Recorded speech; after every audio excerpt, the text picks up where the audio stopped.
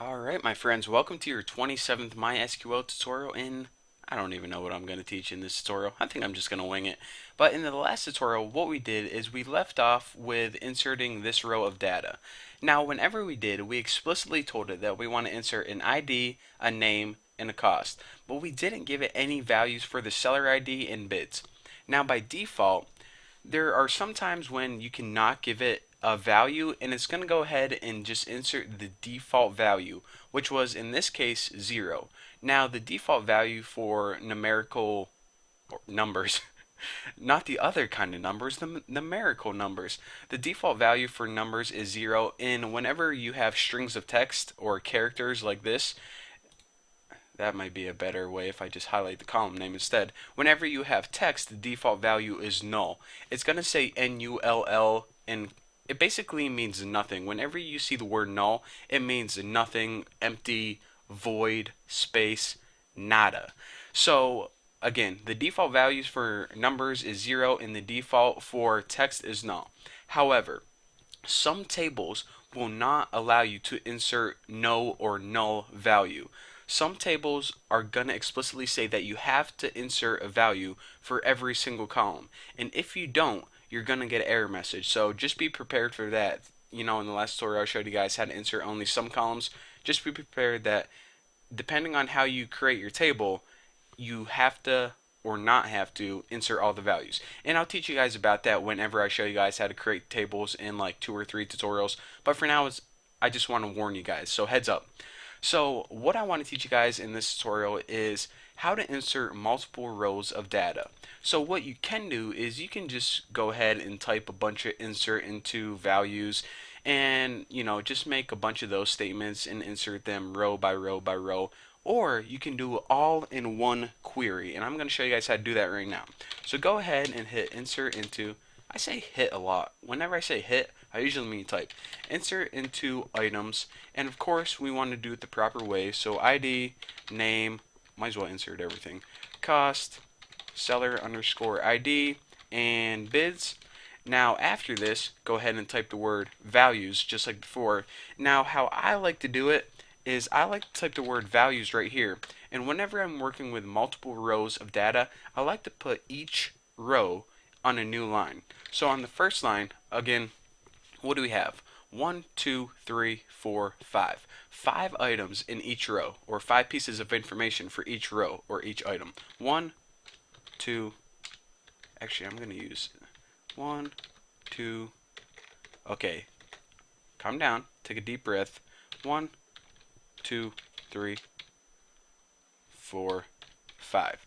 Now, again, after every piece of information, you need a comma after every row, basically.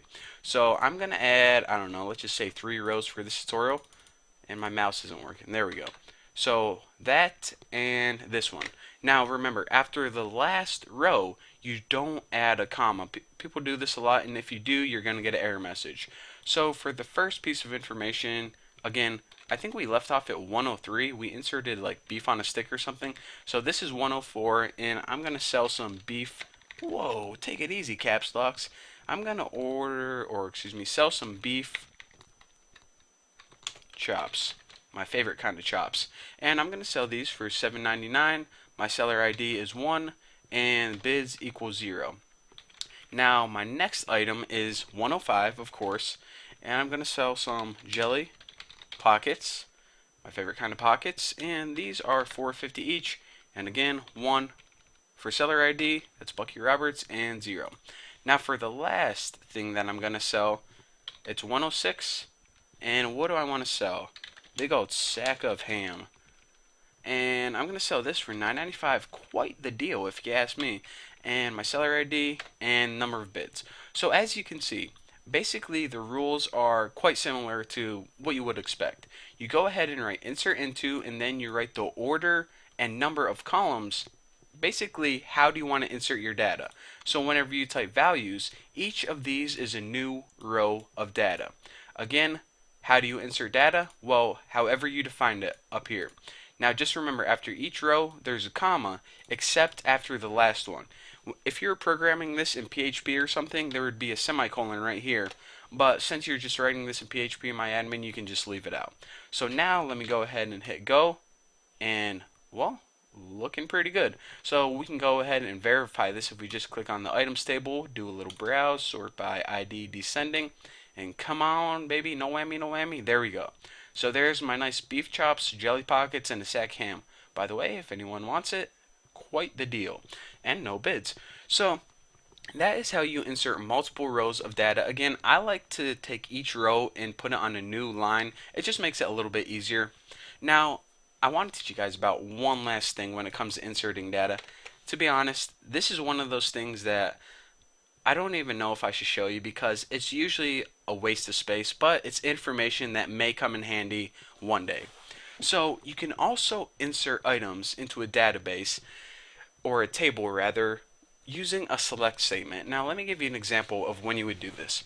Say that, I don't know, say that you had a website and you just bought out eBay because you know your website's pretty successful. Now you want to merge your websites together, so you have all these items in your table, but they have all their items in that table. So are you saying that we're going to have to hire some guy to go through and physically type like 1,000 or 2,000 insert statements? No. What you can do is you can insert data into a table from a simple select statement. Now, again, I only have one table items here, but pretend that we have a different table set up with the exact same structure named more items, and it just had a bunch of other items. So what you would do is something like this. Insert into items, and you would of course write how you would want to insert them: ID, name, cost, seller ID, and bids. And now instead of writing values, which you would have to explicitly type each piece of information row by row, you can just use a select statement. So select ID, name, cost, seller underscore ID, and bids from more items. Now this more items table is just a fake table, so I'll actually name it fake table. So again, if you had another table, then what this would do is it would select all of the rows from that table and it would insert them into your items table in this order right here. So again, remember, whenever you're doing this, it's probably better to use a where clause, because if you don't use a where clause, then it's going to select every single row. Now, again, I don't have a fake table, but this is how you would do that. Basically, take all the rows from another table and insert them into a single table. So I guess it's good if you're merging tables, but otherwise, why do I say that this is not a good idea? Because at first glance it might seem quite useful. Well, it's not a good practice because then you're going to have the information on this table and this table, and as we know, one of the rules in MySQL, whenever you have duplicate information, it's usually a waste of space. So guys, please, this is your warning. So basically, that's it. That's a tutorial. You may use this whenever maybe you're making a new table with your high priced items or your new items that you want to appear on your homepage, but generally stay away from it. That's my warning. So anyways, thank you guys for watching, and yeah, don't forget to subscribe, add me on Google Plus, all that good stuff. Send me $1,000,000 on my website, and I'll see you in the next video. In the next video, we're going to be talking about updates. See you then.